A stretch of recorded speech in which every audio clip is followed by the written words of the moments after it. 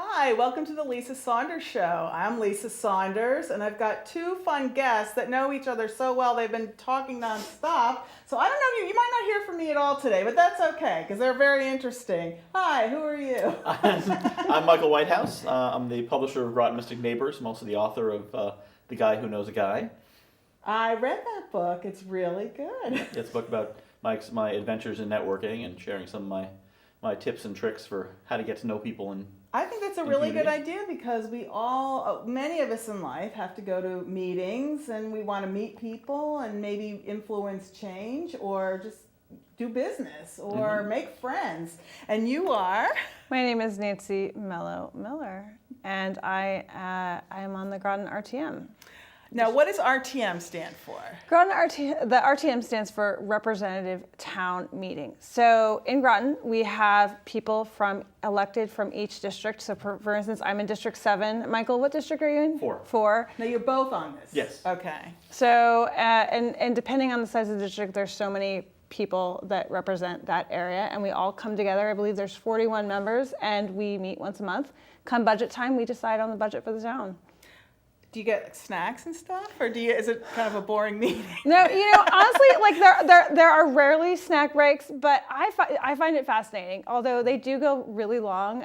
The meeting in January went from 7:30 to 10:30, so they are PM. PM. So they go a little bit long. I'm in my pajamas by 8 p.m. But it's really interesting, I think, because we're all kind of coming together to meet the needs of the town, and we all really have the town's best interests at heart. So it's really interesting meeting 40 other people that kind of feel the way I do and get excited about town government and municipal government, and we're all coming together to see how we can make the town better. So how do you know?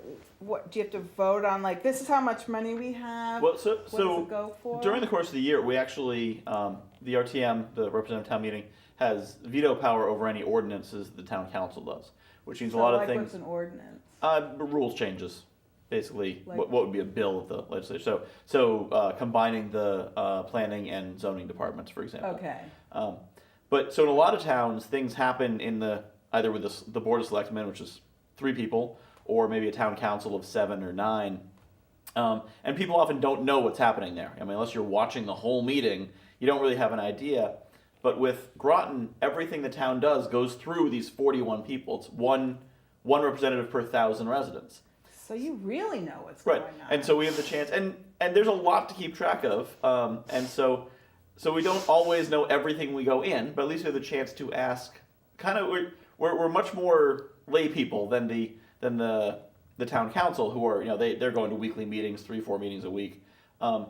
We have the perspective of the residents who we're reading the paper, we're maybe watching some of the meetings, talking to some people, but a lot of the questions the representatives ask are the questions that the average town resident might ask. What is this? Why are we spending $1 million on it? Why is this important? And so people can watch the RTM meeting, and that can give them an understanding. Okay, so and they'll say, "Oh, I was about to ask that question, and then, my representative asked it for me." So it creates that additional layer of checking, and also because there is that, because it's going to have to go past the representative town meeting, it means that when they're thinking about what they're doing and passing legislation, they're thinking, "Are we going to be able to explain this to 41 representatives when this time comes?" So they know they can't just pass it and it's done, and it's much harder to do things behind the scenes. It creates a level of transparency that we wouldn't have otherwise, and that other towns don't have.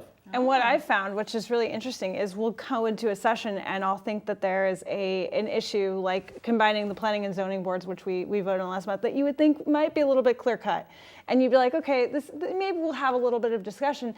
And then we'll vote on it. No big deal. And instead, it'll turn into an hour-long discussion. And it's really fascinating because from my perspective, I'm hearing lots of different ideas on something I hadn't really, maybe I have this one perspective, and then I hear, 5 or 6 of my other RTM representatives talking about it, and I go, wow, that's a really interesting perspective, and it gives me new insight on it. So what I would think of as, maybe a 10-minute discussion, or the average person might think of as, this is no big deal, combining the boards, and then you really hear different perspectives and different goes into everything. But different ideas, and so it's really interesting because it's been taking 3 hours plus for meetings, but we are really getting to the nitty gritty. So I feel like this session is you're really, the people that trust that they are in very good hands, because we are dissecting things down to the sentence. All right, now. Well, it's funny for me because so the RTM meets one Wednesday a month at 7 o'clock when it's not budget season. And when I was in college, I went to UMass Amherst. I was in the student government that met Wednesdays at 7. And if I was going home before midnight, it was a short meeting. So that's kind of what I'm used to for these kinds of meetings, and apparently it's not what they're normally like. But I love it. I think it's exciting. I would rather have a 3-hour meeting and really dissect everything and make it so that the people in our community. So if I'm out for a run and someone stops me and goes, "Hey, what about this?" Like, I can tell them, yes, we really talked about this. It wasn't like we glossed over something. Now tell me, what you're not at this meeting. What do? You're a marathon runner. So right? so I just ran my 8th marathon in October, the Marine Corps Marathon. I ran it for Team Stop the Clot and the National Blood Clot Alliance. So I am a 2-time DVT survivor, deep vein thrombosis. So I've had blood clots in my legs. Wow. And I raised about $1,500 for the National Blood Clot Alliance. Wow. And ran my first marathon since my previous clot. So people... so how many miles is this? A marathon is 26.2 miles. Oh my gosh. But so many more after you train for it. I mean, it's really about the journey, not about the destination. Right, but you made it. I finished. I finished. In DC, it's in hot DC, there. it was very hot. It was very hot, and I have a new respect for the DC area and the East Coast running. All of my marathons have been on the West Coast or Hawaii. No, it was a really wonderful experience, and to know that I was raising money to gain exposure for an organization that I really credit with saving my life. If it wasn't for stoptheclot.org, I wouldn't have known the signs and symptoms. You had a blood clot? Well, I had run a half marathon. I was pregnant with my son Noah, and I had a calf pain, and it wouldn't go away. And being a runner, I went to the doctor and I just said, I have this calf pain. And they said, well, you just pulled a muscle. And I said, this feels a little different. So they said, well, you're pregnant. We'll do an ultrasound. Ultrasound was clear. 2 weeks later, I went back. I said, this pain still isn't getting better. We'll do another ultrasound. 5 ultrasounds. The clot was missed 4 separate times. Wow. The 4th ultrasound was 2 days previous to where they actually found the clot. So this clot was hiding, and that's what people think. Ultrasounds are really effective and they can find them. Not necessarily. If you have kind of they're not 100%. So I am lucky to be alive. But I would read these symptoms on Stop the Clot, and I'd read these stories, these survivor stories, and I had this gut feeling that something was wrong. And doctors said, oh, you have anxiety. You're just anxious about the birth of your child. And I said, yes, but this is different. Like, I know my body as a runner. You're taught to run through pain. You are taught to, to push your body when you probably shouldn't. But this was a pain that really stopped me in my tracks. That really just said, whoa. Now, how'd you get rid of it? So, thankfully, I had a wonderful hematologist, Dr. Haldis, out of Waterford. And he immediately put me on a blood thinner called Lovenox. It's a shot. Now, I am very scared of shots, but I had to give this shot in my belly 2 times a day. Oh my gosh. I had to find a nice fatty part of my belly. And you're not fat at all, so I had to find it. You just do it. But, it's funny because, halfway through, Noah, who is now, getting nice and big, he would try and protect me from the shot, and you would feel his hand try and push against the skin. He could feel the needle, and he was trying, I think he was trying to protect me. And to this day, he's so protective over me, but he would actually put his hand in the way. Pregnant. And I was so afraid. I would ask the nurses, I said, am I gonna give him a shot? And they said, no, there's a lot of skin between you and the baby, but he was really trying to protect me from the shot. So I was on the Lovenox, and Dr. Haldis took wonderful care of me, and then right before I gave birth, they switched me over to heparin, which is another blood thinner, and I safely gave birth to Noah. Are you still on blood thinners? So I actually had my second clot about a week after I came back from the Marine Corps Marathon, and I recently got off blood thinners. So you have a little monitor on you, you said, or something. That's different. Yeah, it's a little different, but okay. for the blood clot, it's every case is a little bit different. In my case, I work closely with Dr. Haldis. I see him once a year now, and I definitely trust him. He's never steered me wrong. And so if somebody has a pain that won't go away, always trust your gut. Always trust your gut. Go to your doctor. And I think especially for women, we're kind of pushed off a little bit with pain and saying, oh, it's anxiety or you're depressed or whatever. And I think that as women, that we really do know our bodies, and we know when something is wrong or not right.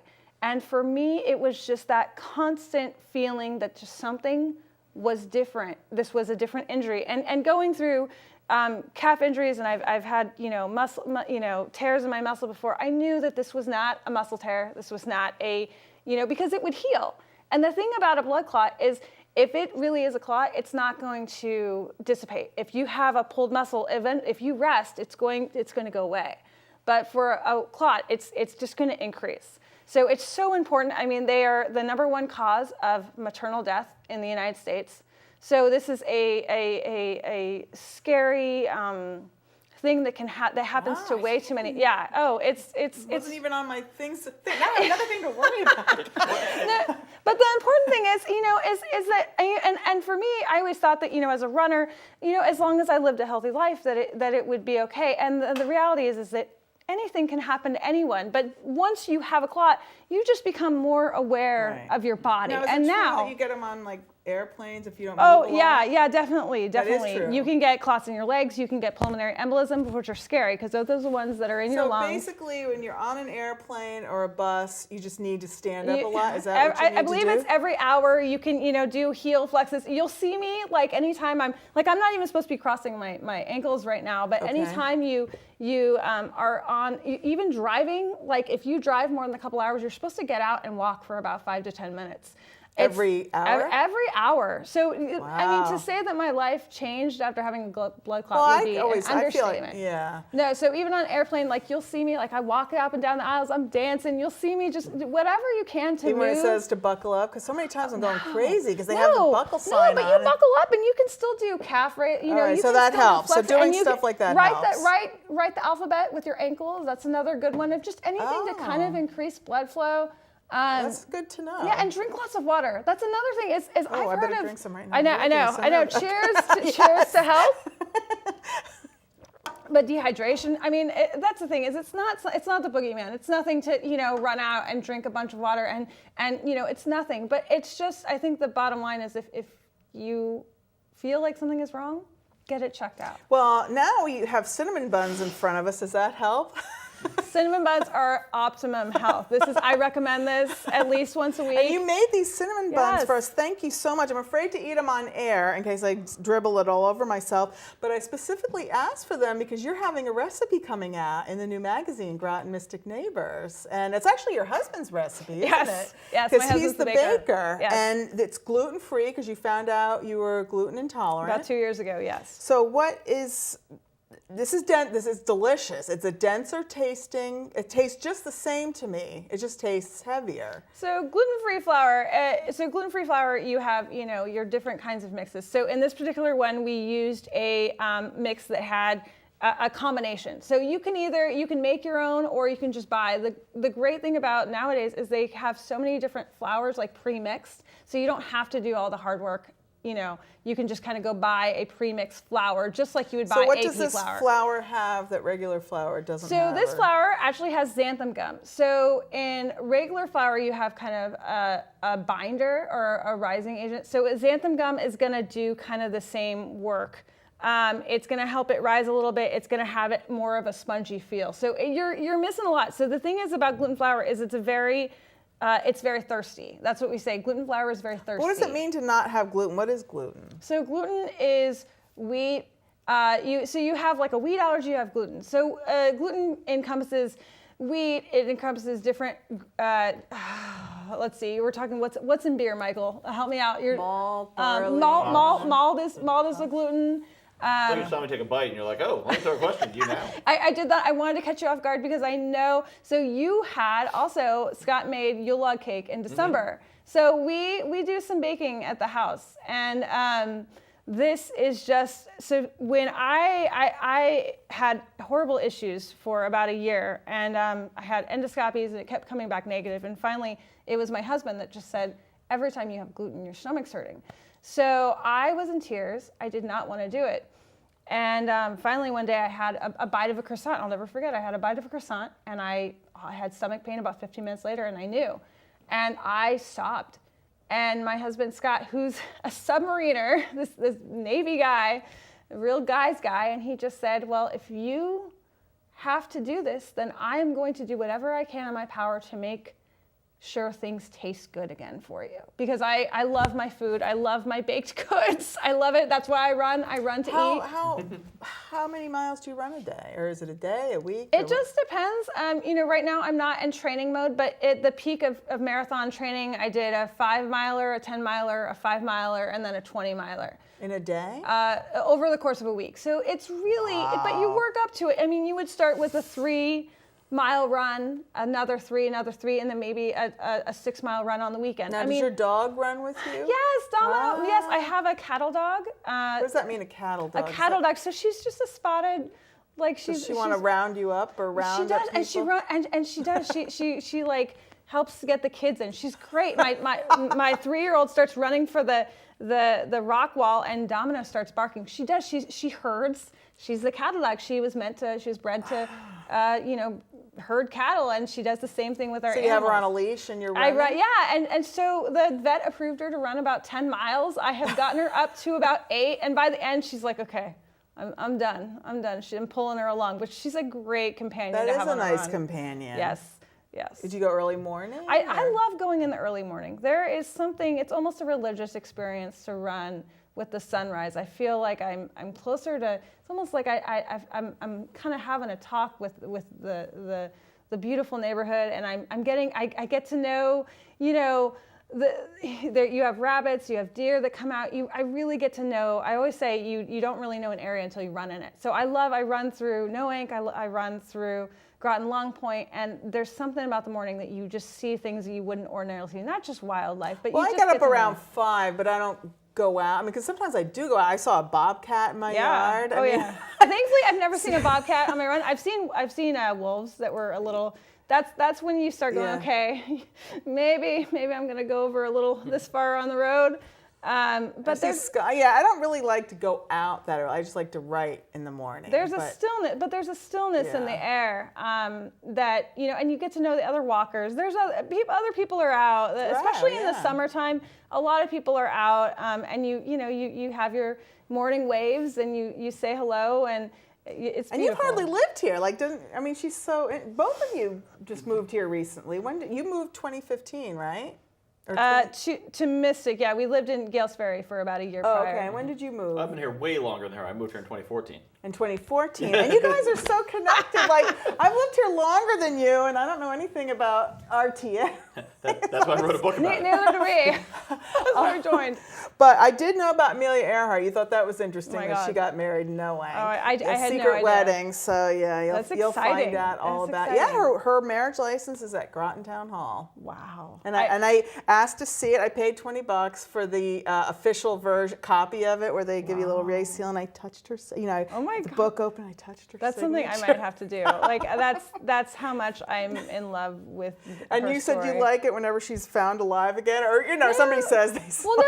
There's research that's come out a couple of years ago that said that they think that she did survive. They survive the plane crash, which just proves what a wonderful aviator she really was. We'll find out someday, right? Someday we will find out. I thought they'd never find the Titanic when I was growing up, and they actually did. So you never know. When they find her plane, we're going to learn a lot.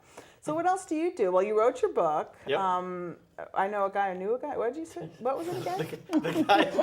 The guy who knows a guy. The guy who, but I loved it. It's like entertaining. Yep. It wasn't just on networking. Well, it was, but it was just entertaining because sometimes when I go to these chamber events, at first I didn't know what I was supposed to do at one because wow, I don't know anybody here. Am I just supposed to say hi?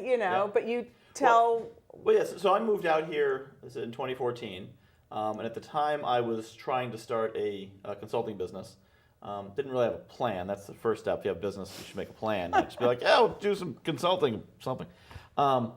But I knew that I needed to start making some connections. I actually went to my first chamber event 3 days before I moved here. I'll never forget. It was at the Animal Humane Society in Quaker Hill, hosted by the Eastern Connecticut Chamber of Commerce. And I met a lot of people there. But I was just kind of running off instinct to like go to a lot of chamber events, talk to people. But one of the key things that I've always known is that you're not at a networking event to sell.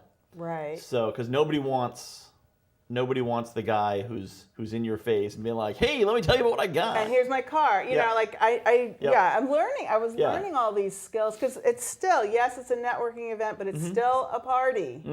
It's still getting to know somebody on a personal level. And you want to do business with people once you get to know them on a personal level. Yeah, and I talk about that in the book about, when you go to a party, sometimes you meet those people who have only one thing on their mind, and you try to avoid those people. And at a networking event, you meet people who have only one thing, a different thing on their mind, and you generally try to avoid those people. What meetings are you going to, Michael? But the party versus networking event.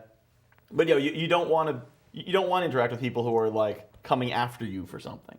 So it's much more about building relationships. And the other thing that's most important in networking is figuring out ways you can help them. Right. Not go down and be like, okay, that person can help me, that person can help me, I want something from you, I want something from you. But instead to say, okay, I have these things, I know these people, how can I help other people? Right, like I know somebody who's interested in what you're doing. Let me send you their their information. Yeah, one of the best pieces of advice I heard was from Jim O'Shea, who I met him because he was a area director for BNI, which is Business Network International, which is a structured networking group. And he said, when you go to a networking event, when you meet someone, you should always ask them what their ideal referral is. So in other words, who are you looking to meet? And sometimes I'll also ask them, if I meet someone new at a networking event, I say, who are you looking to meet here? What would help you most? And sometimes it's exactly what you expect. I'm looking for clients, looking for this or looking for that. And sometimes it's completely out of left field, and they'd say, well, I'm really looking for a realtor because I'm looking to sell my house. I don't know a good one.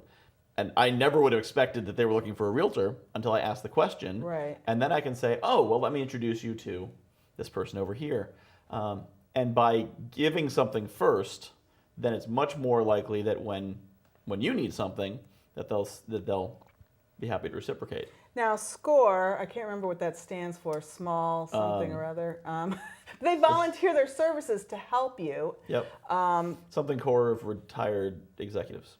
Now, they're having an upcoming event, and SCORE will help people start a business. Like, did you ever see them when you were starting this consulting business? No, I probably should have. I'm curious. Because they have a lot of forms even on their website. If you go on the SCORE website, SCORE, they have little forms you can fill in, your business plan, this plan, that plan, so that you know. Well, when I was starting at that point, I had cause I've been studying marketing for years, which is probably part of how I ended up running a magazine today. And so I knew I had the skill set and figured, well, let me find people who need it. And so I wasn't really looking to build a business. I was looking to have a skill and freelance it, which even freelancing requires more of a business plan than just, I have a skill, who wants it? Right. And honestly, what happened in 2014 is I started to do that, and then I ended up almost taking over the Monte Cristo bookshop in New London. You had something to do with that too? Yeah, because I feel like I'm always running into you in different areas of my life. Well, because when that was winding down, years ago I had run a game store in Massachusetts called Phoenix Games, and it was a wonderful community space and built and made a lot of people happy and gave them a connection to a lot of people. Not much of a business in terms of the making the money, but it was really good in terms of the community. So we ended up converting it into a nonprofit volunteer-run collective, and it ran as in that form, being run all by volunteers from 2005 to 2017. So I had that model that was very successful, and so I heard about the Monte Cristo and heard that it had that same kind of thing, that it wasn't really doing well as a business, but it was doing well for the community, and all these authors were coming in and doing signings and talks. And I said, that sounds like our game store, but with books, but the same kind of thing. I said, I could take it over and run it as a collective, and that same kind of concept. Unfortunately, there were certain factors that I was not aware of when I first got into it. Debts that the business owed and problems with the space and some other stuff like that. So it didn't work out. But so I ended up sinking all of my energy into that. And at the same time, my daughter was born in July of 2014. We took over the store in August of 2013. And taking over a new store with a 1-month-old baby is not as easy as you'd think it would be. Did I know you then and I forgot that I knew you? That's entirely possible. Because I remember the guy that was running it just had a baby. Yeah. Well, so the original owner, yeah, Chris, he had I think a 2-year-old. So when he first started, he had a newborn. Oh, so maybe you... And then he handed off to a new guy with a newborn. Okay. Now, because you have that book, though, I want to do... I used to have open mic nights for writers. Because I'd love to hear what anyone's doing. So I'll have to invite you to that. I don't know. You know how I feel about talking in front of audiences. I love it. So, yeah. Yeah, you should. Yeah, especially some of the funny stuff. I'll try to... I'll have to read the book again to remember the funny stuff. Yeah, there's different parts that are just humorous and that everyone's thinking, but you're saying it out loud. And I love the title. The title is it's a title that you want to read. Like the guy, it's the guy that knows a guy. The guy who knows a guy. I mean, I want to know what is that? And I want to be that woman. I want to be the woman. And I specify in the foreword that I'm using guy as a gender neutral term. It's not the guy male who knows another male guy. Yeah, the title might not have worked for the guy and the woman. I think that's what I say is that I thought about calling it the person who knows a person, but it just didn't have the same ring. I know, that's okay. We forgive you. And I think it's on Amazon, right, Michael? Yes, it is. And I know you had terrific reviews. I remember when you told me about the book, and I was like, well, you're on Amazon. Well, I want to see what's going on. And you had 5-star reviews. I mean, he's a big deal. I know. Not and we know. I mean, he's sitting here with us right now. Well, you know what? We have to end. We only have a couple minutes, but thank you so much for coming on. Do you have anything really fast that you wish we had told TV Land? Well, I want to say that I'm actually also a grassroots organizer. So I started Action Together Connecticut, New London County about 14 months ago, and I'm one of the leaders of the state group as well. So in addition to my RTM duties, I'm also on the Groton DTC. And so they can look you up. Oh, they can. It's not too hard to find me. In fact, I think the AV guy said he Googled me, so apparently I'm Googleable. So and you're Googleable, and so thank you so much for joining. I'm not the horror writer. I'm someone else. There's another. Is there another one? Yeah. Oh yeah, there's one. The Lisa Saunders. It's a porn star. So don't don't Google me for that one. But anyway, thank you so much for joining us on the Lisa Saunders Show, and I'll see you next week.